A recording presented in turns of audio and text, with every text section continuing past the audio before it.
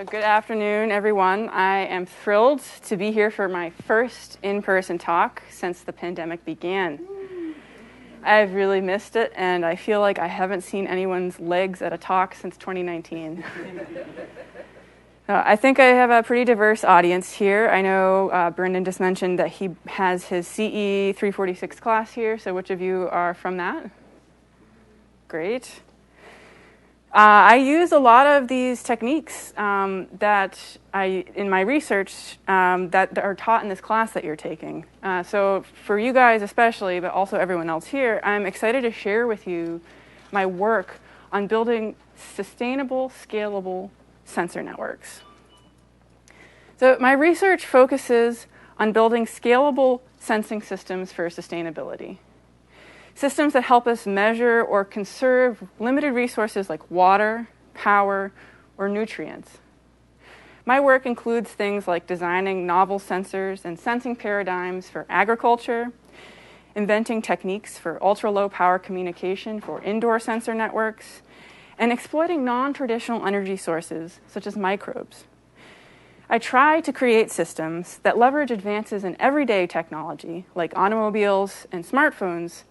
And those advances have made sophisticated devices like radars and ultra-wideband radios more readily available. The core question that drives my work is how can we build practical, efficient sensor systems to solve real-world problems in potentially challenging environments? What I mean by practical is that these systems should be accurate because, after all, our decisions are only as good as our data. They should be affordable and accessible, as well as usable and maintainable, because what good is a sensing system whose battery doesn't last through a day? And how can we do this all without wires? First, I want to give a moment to talk about why these environments are challenging for wireless sensing. Home and office environments have interference and noise. They're full of stuff and people that cause multipath, which is where the signal bounces around the environment, causing multiple streams to arrive at the receiver and interfere with each other. Furthermore, because other devices or objects in the environment, like microwaves or fluorescent lights, there are additional sources of interference and noise. A farm field is a rugged and remote environment. So for the most part, these places have no dedicated power or communication infrastructure. And anything that you install there is going to be exposed to the elements. In fact, entire new fields of research, such as intermittent computing, have been dedicated to solving the problems caused by unreliable power and communication availability. And finally, personally sensing outside the home requires portability and user-friendliness while operating on the limited power and compute budgets of mobile or other devices. So wireless sensing can be split into two broad categories. In one, RF is used for communication. A communication module like Wi-Fi or Bluetooth is paired with a special purpose sensor chip. So for example, if a wireless security camera pairs an 802.11 radio with an image sensor, that's an example of RF communication.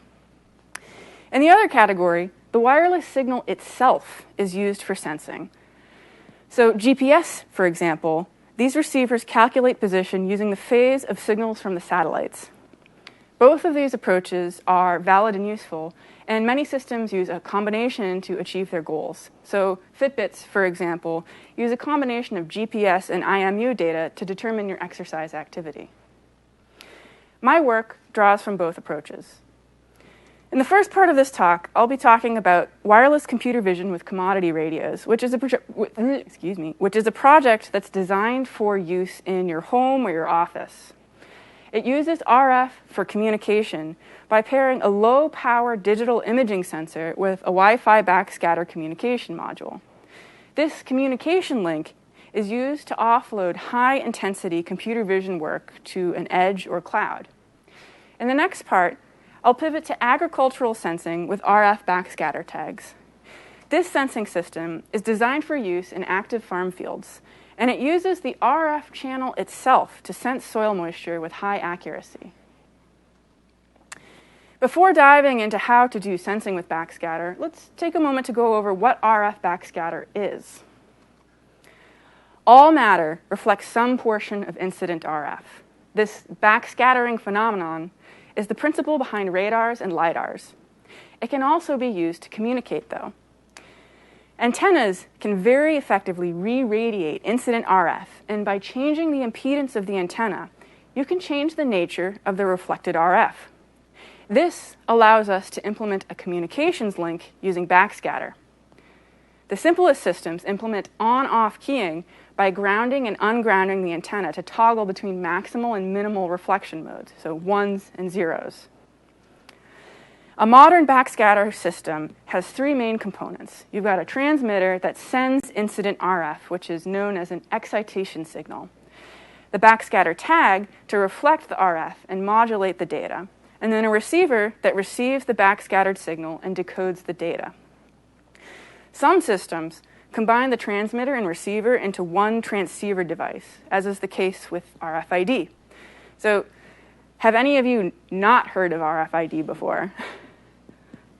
Well, good, because RFID is probably the most well-known example of backscatter communication. Anytime you use your student ID, that's backscatter in action. RFID backscatter technology has been in commercial production since the 70s, but the past 20 years has seen a huge surge in research on backscatter. In 1999, the first consumer laptop with built-in wireless was introduced, catalyzing our quest for low-power communications. So since then, we've seen the rise of smartphones and Internet of Things devices, and all of these keep demanding communication at lower and lower power. In an embedded system with traditional Wi-Fi, most of the power budget goes towards the radio when it's on. Backscatter is an attractive option for low-power communication because as a passive technique, it consumes orders of magnitude less power than active techniques. One area of particular interest has been backscatter communication that reuses already ubiquitous technology. Projects like ambient backscatter from the University of Washington reuse signals that are already present in the air, like TV or radio transmissions. These backscatter devices can piggyback off of these ambient transmissions and create a mesh-like network among themselves. However, they can't connect to the internet. Further development on that idea has other projects like Wi-Fi backscatter and Hitchhike. These take it further and reuse existing 802.11 Wi-Fi transmissions as excitation signals. Wi-Fi, after all, is ubiquitous in homes and offices. This has the advantage that now you can connect to the internet, which is great, but unfortunately these older projects rely on 802.11b Wi-Fi specifications, which are not really any longer in common use. So our 2017 FreeRider work progresses this by being able to use more modern 802.11 GNN OFDM Wi-Fi signals, as well as other ISM band signals like Zigbee and Bluetooth. It was also the first work in this area to demonstrate simultaneous operation of multiple tags. Now, the key, I need some water. The key to using Wi-Fi radios as a backscatter transceiver is that the signal itself needs to be valid 802.11 Wi-Fi. Now, this is challenging because passive radios, by definition, can't demodulate the incoming packets. So how then do you have your simple tag remodulate the packet without corrupting it if it can't decode it?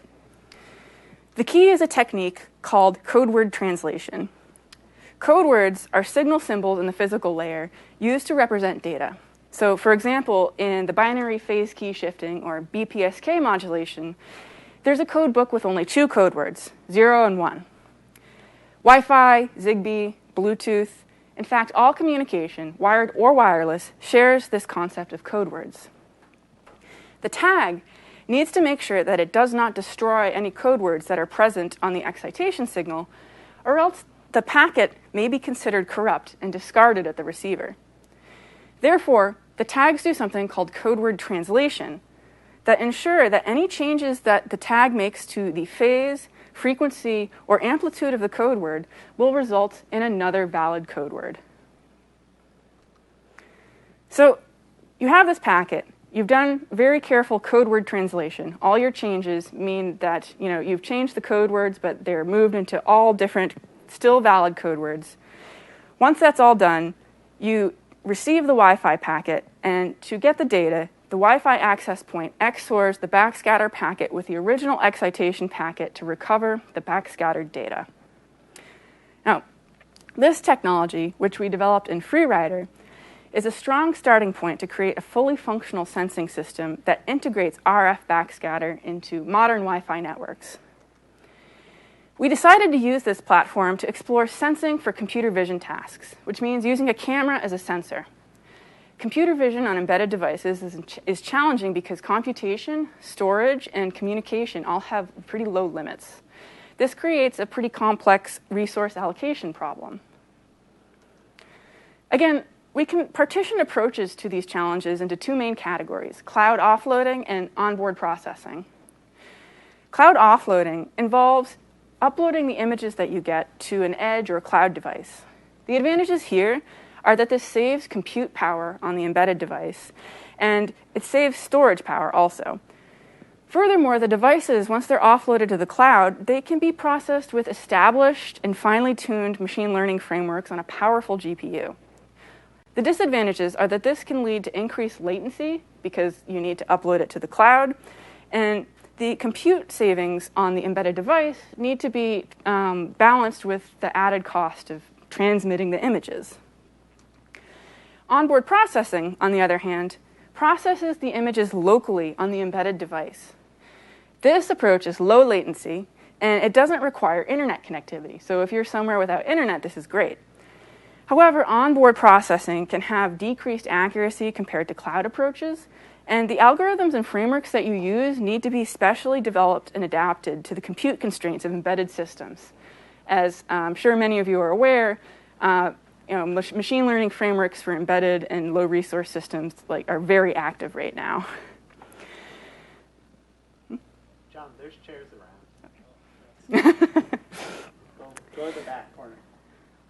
So again, both of these approaches, embedded versus cloud offloading, are valid and useful. And researchers, like some of my colleagues back at Stanford, are actively developing hybrid approaches.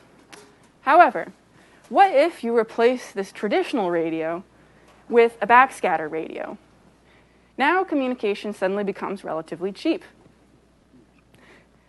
This is one motivation behind BackCam, which is our application agnostic camera platform that uses backscatter to communicate and enables low-power computer vision with cloud offloading. The system is split into two main parts: the back end, which lives in the edge and the cloud, and the unified camera board hardware. One of the key design insights was that because our Wi-Fi backscatter is compatible with commodity radios, it's pretty simple to create a feedback loop between the camera and the camera embedded hardware and the cloud. So this allows us to do relatively flexible resource allocation so that we can optimize for power savings while still delivering a desired quality of service. Having a feedback loop between the edge and the embedded device infrastructure is essential because environments are constantly changing. So operating with fixed settings invariably is going to lead to a non-optimal experience. So for example, you can achieve really great battery life by operating in a low resolution mode, but now low resolution can negatively impact the task's accuracy of face recognition. So the cost of backscatter communication, it being low, means that BackCam can take context-specific decisions by having the back end do resource-intensive image processing, and then based off what those images contain, dynamically reconfigure the camera. So another example, we made an application where the camera defaults to being in low resolution mode. And then when the back end detects a face, it reconfigures the camera to operate in high resolution mode. Then the facial recognition is done on the high resolution image. And then when a face is no longer detected, we dial back down to low resolution mode and save power. This type of adaptability improves the face recognition success rate by nearly 50% compared to the naive always operating in low resolution mode. The hardware that we created for our system It's called the unified camera board. It has two subboards, a radio board and a sensor board. The radio board has an FPGA that implements the backscatter communication, and the sensor board has the microcontroller that configures the camera and performs compression. So this is where the bulk of the CE 346 type of knowledge comes into. The camera is a really low power image sensor, and our firmware is actually the first open source driver for this type of camera sensor. So researchers who are interested in working in this type of work have been using our driver. Altogether, the system consumes just under 10 microwatts, so milliwatts of power, which translates to nearly a month of continuous image streaming on 2 AA batteries. For comparison, off-the-shelf wireless security cameras last less than 2 days during continuous operation on the same power budget. So to put everything together, we did a real-world case study where the camera was deployed in an actual office environment. We implemented a coffee camera that monitored a shared espresso machine. Now, this machine served a very important purpose of providing free coffee to grad students and professors. However, since the buildings are open access during the day, because anyone could walk in, we weren't into the idea of providing free coffee for the entire campus. So obviously, the solution is to use face recognition to secure the espresso machine against unauthorized users. I realize that people don't generally need face recognition on their coffee machines, so I want to emphasize that this was just kind of a fun way to create an end-to-end demo to see how well the system works. And one of the findings from this coffee cam is that compression is one of the keys to making the system more usable. Compression is challenging on a resource-constrained system. Traditional compression techniques involve storing both a key frame and the current frame in microcontroller memory and making a comparison for every single pixel. This is too resource-intensive for low-power microcontrollers. In fact, our platform didn't have sufficient FRAM to even store 2 frames contiguously. Furthermore, if you have to do that type of computation for every single pixel so often, you're going to quickly drain the battery.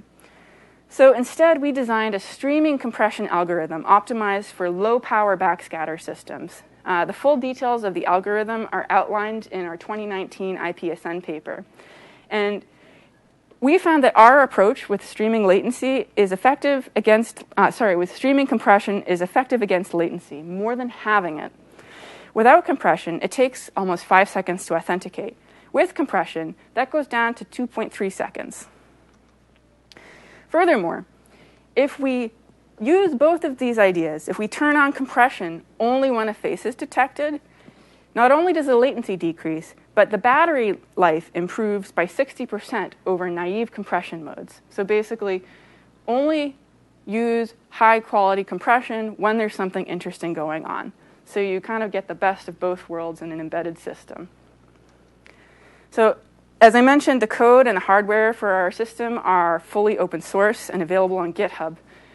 So for those of you in CE 346, you'll find the skills you learned in your class really useful for understanding what's going on in that driver. We use interrupts and DMA, I2C, serial, I/O, and even though we worked with a different microcontroller, what you learned is extremely transferable, and it would come in handy in the future, regardless of what processors you're working with. So I encourage you to check out the code if you're interested in this project, and if you're super interested, I could probably even send you a little hardware copy to work with. We actually taught a class at Stanford based off of this platform, and the students made things like wildfire cameras and implemented activity tracking, just to name a couple. So I also want to take a quick moment to acknowledge the paper's second author, Lei Yang, who was undergrad at the time, and now he's a PhD student at MIT. Now, towards the end of this BackCam project, I spent some time at Microsoft Research. And at Microsoft, I looked at how to use RF sensing to replace or augment traditional sensors. This was the beginning of my work in agricultural sensing with backscatter tags. I focused first on soil moisture sensing. As you know, California and other parts of the West have been in a drought for many years. It may surprise you to hear that most of the fresh water in the entire world goes not towards household consumption, like showering and appliances, but instead actually to agriculture. In fact, it accounts for 70% of our freshwater consumption globally. At the same time, the UN is predicting that more than half of the world's population could be facing water shortages by 2050. Agricultural water consumption doesn't need to be this high, though. There are decades of studies that show that using soil moisture sensors can reduce water consumption by 20 to 50% while maintaining the same crop yields. But despite these facts, fewer than 10% of US farms use them. To explain this, let's examine what a typical agricultural sensor network looks like today. It's a distributed model that involves burying expensive and sophisticated sensors and then communicating the data upstream to a centralized location like a farmhouse. The power harvesting and communication modules can add up in cost, and the wires and posts needed to install for solar panels and whatnot, these can interfere with farming equipment.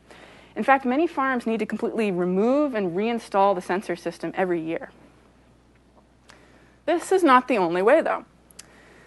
There is a centralized approach that involves measuring the surface reflection with one mobile radar attached to a satellite, plane, or vehicle, completely wireless. This type of approach is popular in remote sensing and geoscience communities.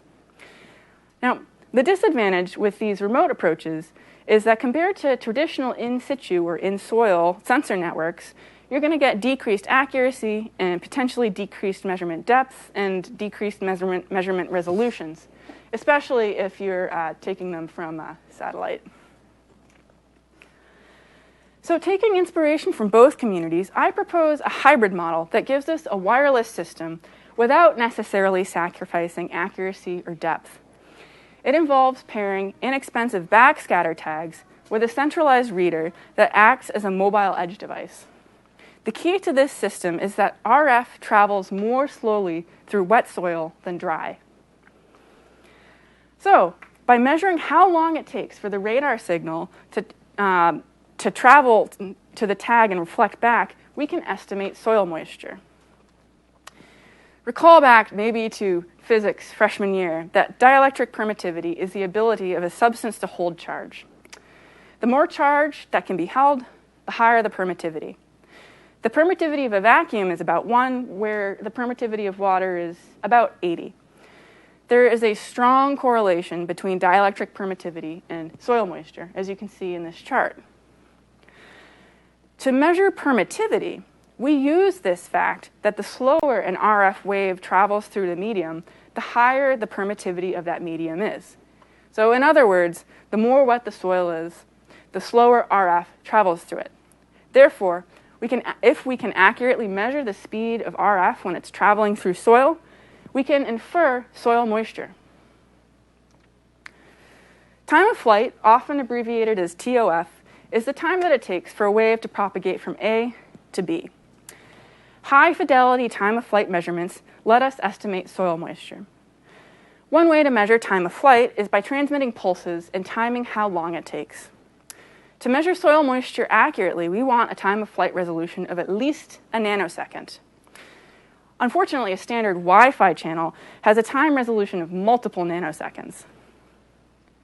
There have been projects like Chronos that hop across multiple Wi-Fi channels to simulate a larger effective bandwidth, which helps mitigate the effects of multipath and improves the time of flight measurements. There was a 2019 Mobicom paper that used this technique to measure soil moisture using active Wi-Fi radios. This work was really cool, but the primary drawback with using active radios underground is you still have to power them. So you still have this resource that is consuming a lot of power. And not only does the underground radio need a lot of power, the above ground one still does too. Wi-Fi backscatter, maybe that could be a solution. But using Wi-Fi backscatter underground is very challenging. Soil attenuates RF far more than air, and even more so when the soil is wet. This impacts the performance of the detection signal on a backscatter tag.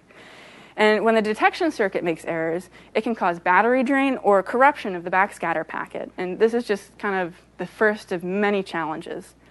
So I stopped barking up that tree. And I thought, what are some other technologies that we could use to get this done? And I realized that ultra-wideband radios are becoming relatively common.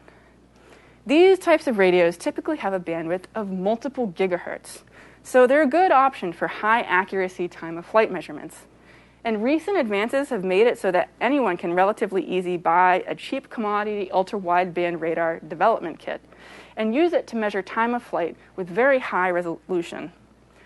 So these wide bandwidth radars are becoming so common that they're even starting to become incorporated in everyday devices, like smartphones, for example.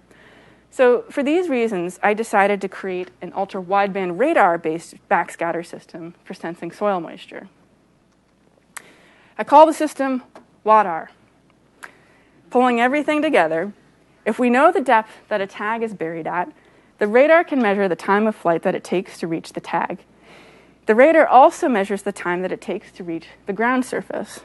Then, using some algebra, we know how long it took the tag to travel d sub s just in the soil.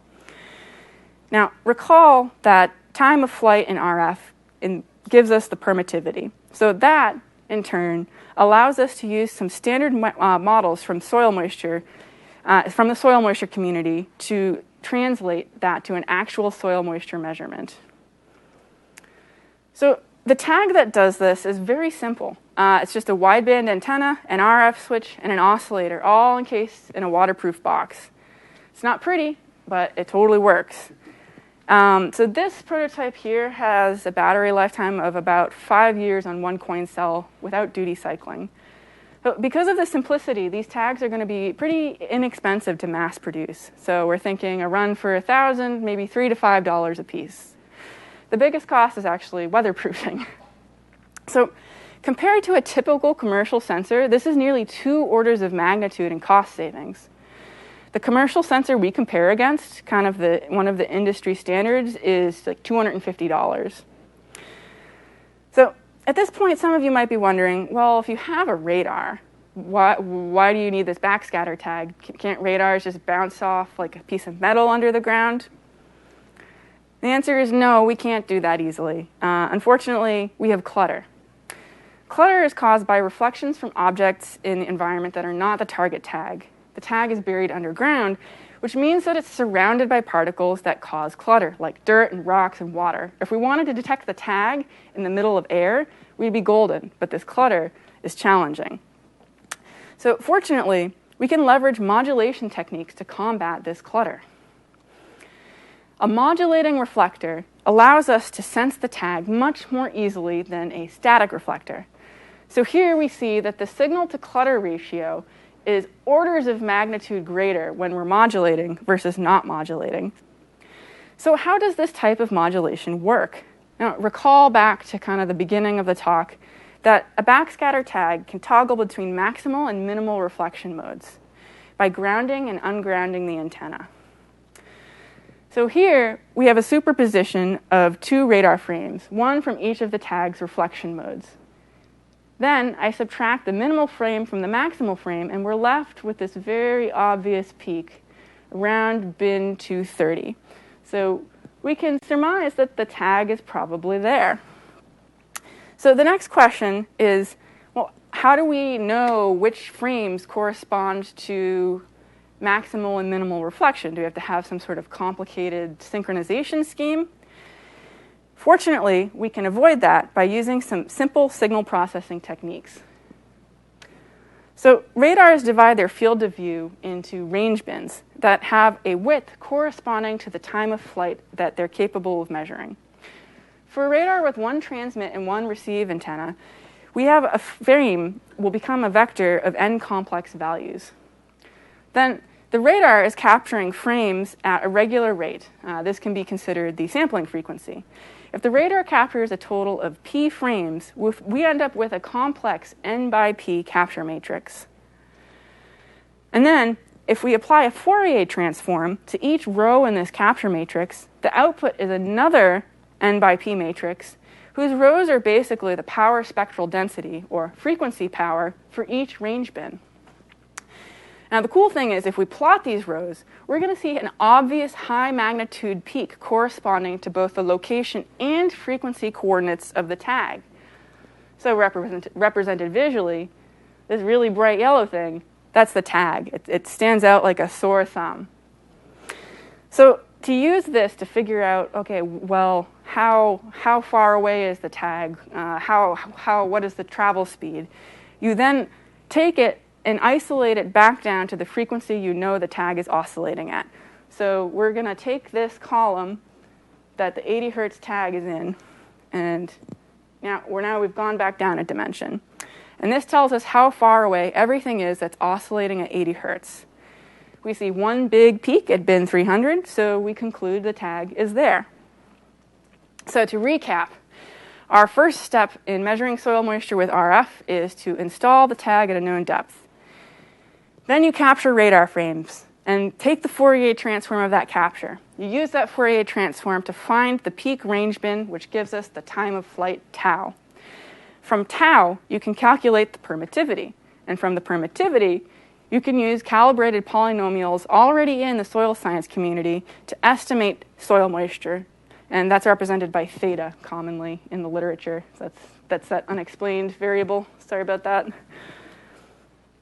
So now that you have an idea of how the system works, a natural next question is, well, how deep can you sense? So a link budget is what we use to summarize all the gains and losses in a system. And we use it to estimate kind of expected performance for different scenarios. To estimate how far underground the water system can measure soil moisture, we want one of these link budgets. Most link budgets are based on the Friis transmission equation, which says that the received power is determined by multiplying the transmit power by the system's gains and losses. In a radar system, the waves travel to the target and then back again. So for far-field target, the free space path loss is going to be squared. Another important parameter is the radar cross-section, which is specific to radar systems. And it's a measure of how well the target, in this case the tag, is able to reflect the incident RF. And we can't forget that the tag is underground. This introduces two additional sources of loss caused by the soil. Reflection loss, L sub r, depends on the permittivity of the soil, which is largely influenced by how wet the soil is. So the more wet, the more reflection loss.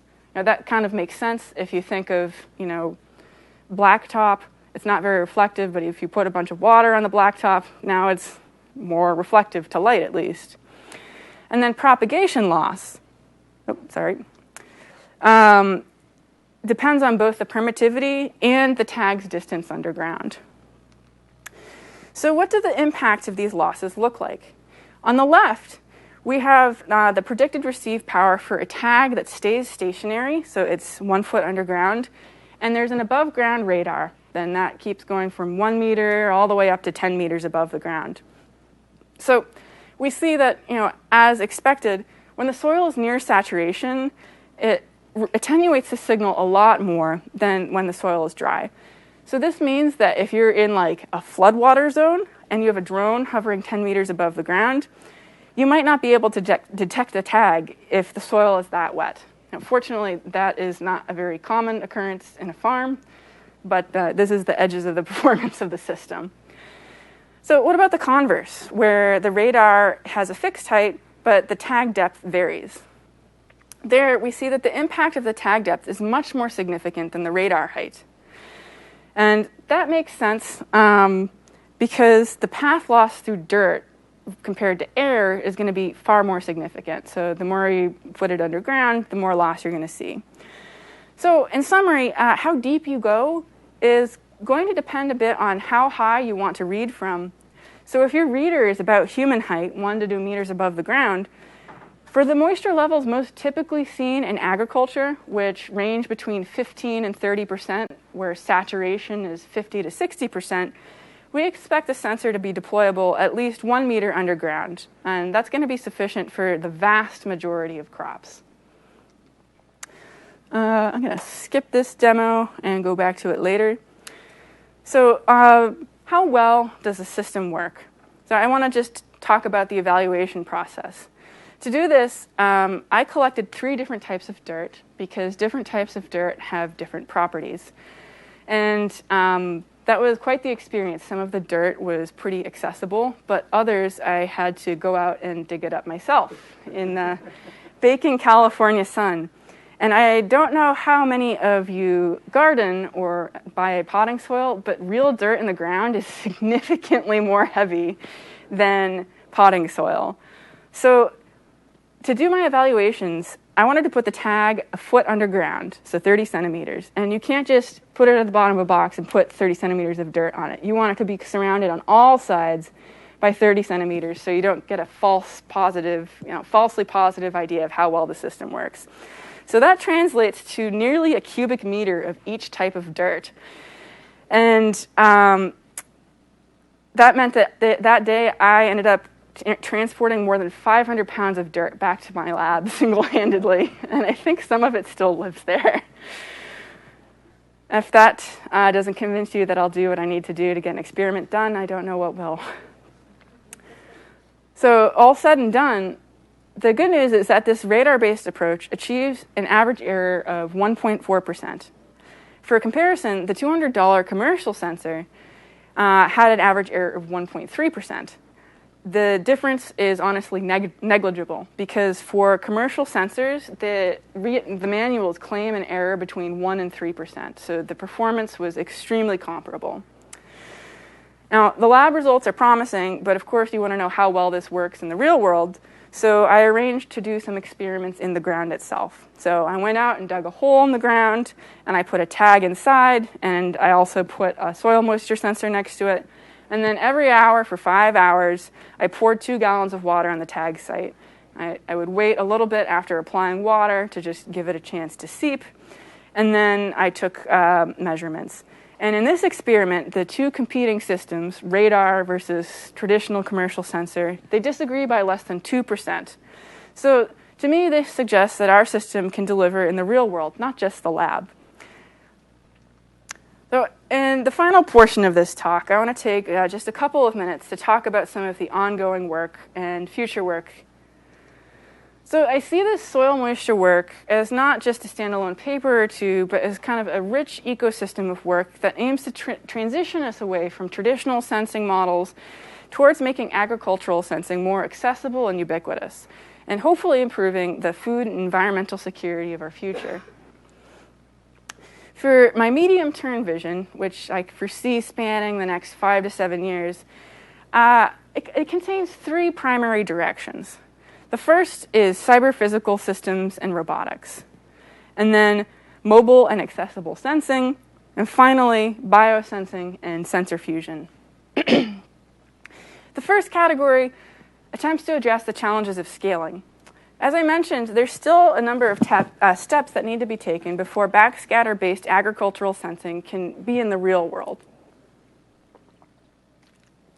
So I envision that a system like this, with the underground tags, can be scaled using cyber-physical approaches like drones or agricultural robots in large farms. But it's very easy to say that. It's another thing to do it. So that's one type of problem that I'm looking forward to collaborating on with my colleagues at Santa Cruz. There's some robotics faculty who are excited about this, and I get to leverage resources like the campus farm and also engage in cross-disciplinary work with the faculty in agroecology and environmental studies. So the second direction explores how we can democratize sensing by using mobile devices. So all this sounds great, but farmers in developing nations don't have drones or robots. They don't have money to invest in fancy sensor networks, and most don't even have computers or wired internet connections. But what they do have, many of them, is a smartphone. So eventually I want to attach the radar to smartphones or use some of those smartphones with radars built in to enable smallholder farmers to take soil moisture measurements across their small farms by hand. These farms are only 1 to 2 acres, so this approach is entirely scalable. And if we can get it to work on a smartphone, something that's already in ubiquitous use, we'll have a much greater chance of having that data in the hands of people who need it. And beyond that, there's other areas that are ripe for exploration. So for example, imagine if we could use RF to sense if fruit on trees is ripe to pick, or if something that ripens on the shelf in a grocery store, can you use your phone to tell if that avocado Well, I guess an avocado is a bad example. We'll talk about a melon. Those are harder. Or maybe we could even improve health and safety by building a detector that informs us if a drink that you accidentally left unattended has been tampered with. And the third direction looks at opportunities in biosensing and sensor fusion. One really interesting topic that we've started exploring in the last year is microbial fuel cells. A problem with underground tags is that beyond 10 to 15 centimeters, RF is attenuated too much for the tag to do effective power harvesting. This means that underground tags usually need a different source of power besides RF. The prototype tag I have uses a battery and has a projected battery life of 5 years. But ideally, we would want a renewable source of power. This is where something called a microbial fuel cell might come in. MFCs, also known as mud batteries, harvest power from microbes naturally occurring in the soil. These MFCs are fairly well known in the civil engineering and biology communities, but they're a pretty new topic for EEs and sensing communities.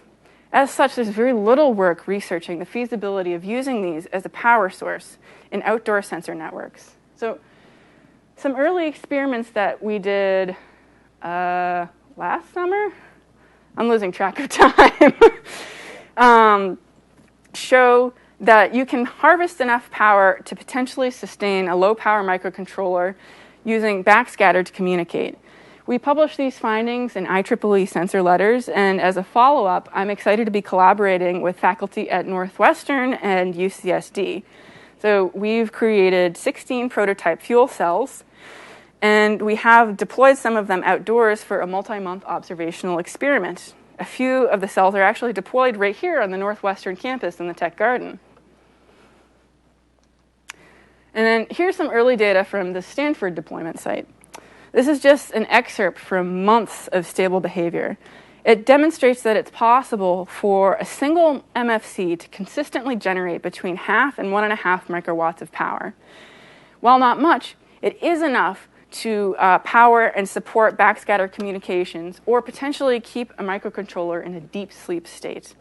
So as you can see also, the microbes react to conditions in the soil such as temperature, soil moisture, nutrient levels, and so on. So these types of factors can increase or decrease the amount of power that the battery is producing. So Josiah and George and I are looking into all sorts of interesting problems here. So can we design cells that can be better optimized for soil that isn't mud all the time? How well do the cells recover from being frozen? Can we leverage predictable behaviors like the dineural fluctuations to more effectively harvest and budget for power? And beyond the power harvesting applications, MFCs produce another interesting opportunity. We could fuse this data with typical sensor data like soil moisture or conductivity or pH. And this could allow us to try and infer more complex properties of the soil that we haven't been able to sense before now. This has the potential to vastly improve our sensing arsenal, but at a low cost and sustainable way. And that's just some of the topics that I'd be excited to work on in the future. And if this type of work sounds interesting to you, I think that you're in luck because I am looking for motivated grad students and postdocs to join my lab. So if you're interested in this type of stuff, please get in touch. And the graduate program deadlines are in January. Postdoc applications are on a rolling basis. So if you are thinking about grad school or post-grad being in your future, Santa Cruz is a pretty great place. The farm that I do research on is one of the oldest programs and most respected in the country. Santa Cruz is very diverse. You're in commuting distance from Silicon Valley if you want to try one of those sweet internships. We're pretty rapidly growing for an R1 institution. We have a good amount of space available. And we're actually rated 3rd in the world for research influence, tied with Stanford, where I came from initially. And number 2 in the world for social mobility of graduates. And, beyond the credentials of the school itself, Santa Cruz is simply a beautiful place to be in, and it's fun to be around. The picture in the background is taken right on campus. It's a meadow where you can see the Pacific Ocean from, right there. It's really nice. And let's not forget the weather.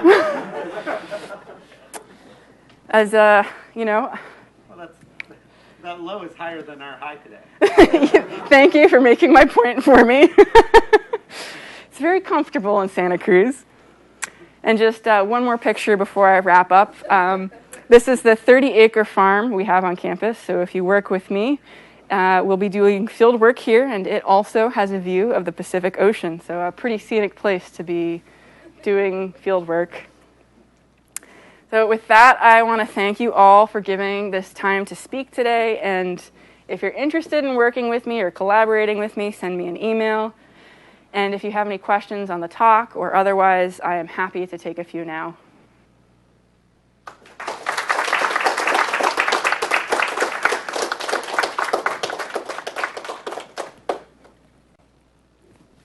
Oh, questions from the room? How do you expect erosion and plowing and just general maintenance of farmland to affect soil depth? How do you accommodate for that? Great question. You know it's a good question when she has a slide for it already. Which one is about? So this talks about erosion. It's surprisingly stable if there is up to 5 centimeters of erosion. So you're going to see the error go from 1% to 3%, so still within the bounds of what you were looking for. But could you have something that's robust against erosion? And yes. What I propose is instead of a single backscatter tag, you have 2. And then instead of using the absolute time of flight across the whole surface of the dirt, you use the relative time of flight, so the delta between the time that it takes to reach the 2 tags. So now instead of measuring the average soil moisture from the ground to the surface, you're kind of measuring more of a point, so it's more localized to where it is. But if these 2 tags are deployed close together, if you've got crop cover or erosion or whatever, most of that is going to be pretty abstracted out by the time that it happens. So you no longer need to know the depth very accurately to get a good measurement, other than knowing like, oh yeah, I installed this like 1 foot under, so it's approximately 1 foot underground. You don't need to know like within the centimeter anymore. So we haven't built this yet. This is in the works. I can claim this as a pandemic hazard work. I was about to start that project, and serendipitously, I actually started working with George on the microbial fuel cell stuff instead.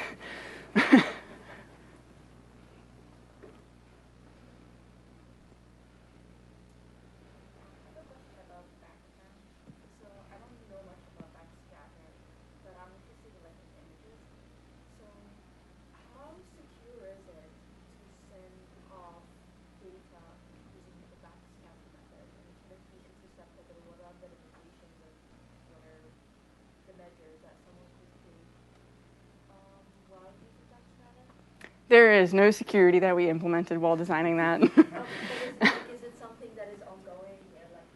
How do you see the future of it? So, there's no future in security, then there's no future in using it. So I think that would come with changing the excitation packet. So the XOR is the key, right? So we were using a very simple packet, and then it permuted that simple packet, and then you XOR it to get the data. If you are using, you can use like a cycling chain type thing where, you change the excitation packet like every n seconds. And, if only you know, or you and the sender know, like what excitation packet is used at a particular time, that would introduce some level of security. I'm not a security expert, but that's kind of my first pass at, if you wanted to make it at least somewhat secure against people observing it, I think some sort of shared key between sender and receiver would be a good first stop.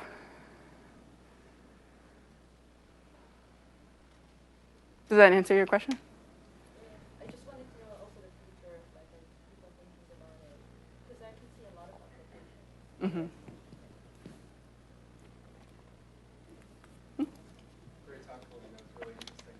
Curious about, so this time of flight, does it depend on anything else other than moisture content? Do you need to calibrate different soil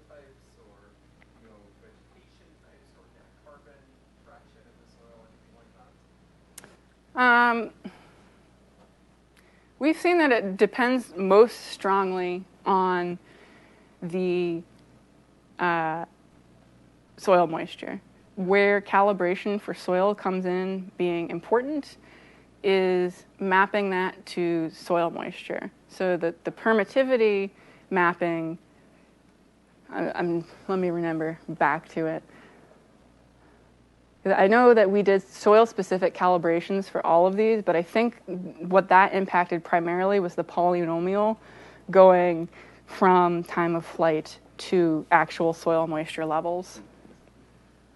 And if you have big things in the way, like it's a really rocky soil, that could cause some challenges. And that's the type of thing where, well, if you're investing some money to install it, maybe filter the soil, especially if the system is designed well enough that you can leave it in there for 10 years. And You should also point out to these guys that you have the coolest mascot at Banana Slug. yeah, let's find the. I'm surprised you didn't.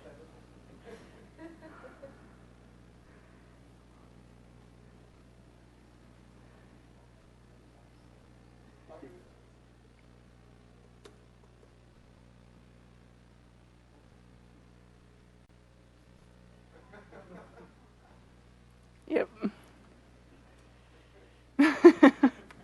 Here you go. Is there a specific reason that you guys chose to store the frames in FRAM in bbcam, or is it just because of the FRAM was the only memory large enough on the system? If you had a large enough SRAM, would that have been better? I believe we chose FRAM because it had a lower power consumption.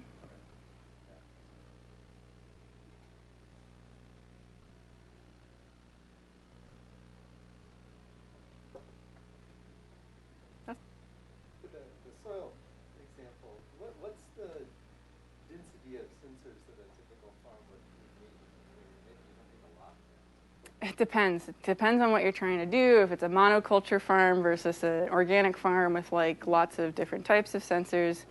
I've seen ballparks ranging anywhere from 1 an acre to 20 an acre. It's a big difference, and I think also it's one of those things where it changes. And it's going to depend a bit on your irrigation type. Like if you do flood irrigation, which is not the best kind of irrigation.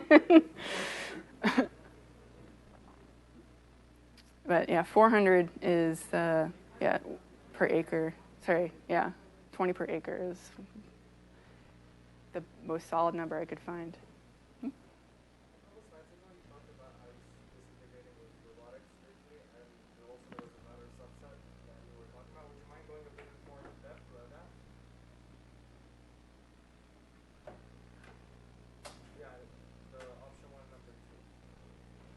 Okay.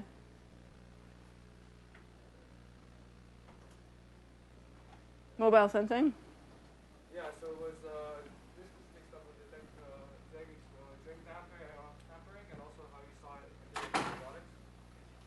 Yeah, so for robotics, I think it's pretty, people are pretty interested in having a robot that can rove the field and pick crops.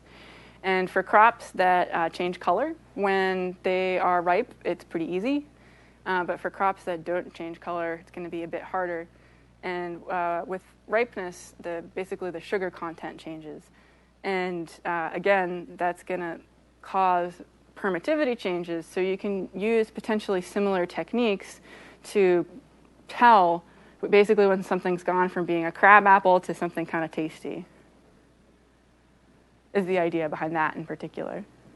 So, do you think instead of measuring time of flight, if you were actually looking for pattern in the backscatter waves, could you figure out more data from the soil, like maybe how much nutrients is it holding, or does it need regeneration, something like that? So I know that you can definitely use the attenuation maps to electrical conductivity estimates, and then the DC offset of the radar maps to temperature. And I haven't investigated it personally, but I know there's some people who've started looking into carbon content. So does it tell us anything about carbon content? And I have no idea what they look for in that particular thing, but I'm sure that you can do all sorts of stuff. And I think the question starts to become the trade-off between how sophisticated the equipment is that you need to do that analysis.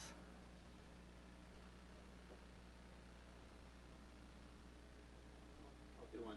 This is sort of going back to a bit of Rowan's question, but so backscatter is awesome because we can have ridiculously low power systems.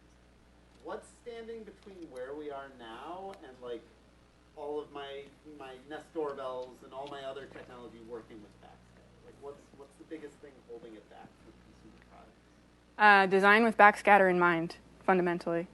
Almost all the new backscatter research has been either a standalone thing, which relies on somebody kind of taking that and loving it so much they turn it into their full-time job and make a startup out of it and succeed. Or if you want to be compatible with something that already is out there, you have to get your foot in the door in the standards organizations and convince them that you need to make Wi-Fi 7 compatible with backscatter because of this, or with 5G because of this. I think that's the critical thing. Otherwise, you'll be. A chunk of spectrum, and we're like, this is for Yeah. So you don't have to keep like people will have you in mind rather than you having to wait and see what the spec is and like research in the background to figure out what the difference is. I think that's going to be one of the important things. Or continue to be a standalone system like a radar-based backscatter or RFID. Yeah, which are both valuable, but not the same as like replacing all of my IoT stuff in the home with stupid low battery power. Yeah, I think there's actually a pretty good opportunity with the ultra-wideband decawave ones, because you can do backscatter with those at the moment. They have some pretty low-level information available to you. And Cisco, I don't know how far they went with it, but they definitely announced integrating ultra-wideband radios into their access points. So, and then iPhones have them and the new Android. Exactly. So I think that's a trend to watch for interesting things starting to happen. Thank you. Mm-hmm. Alex?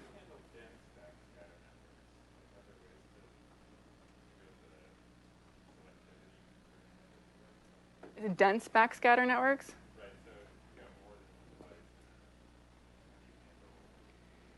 Yeah, so in that case, you'd go away from a simple oscillator to having like a pseudo-random code. So then you'd kind of do a correlation and pick out the code that you're interested in.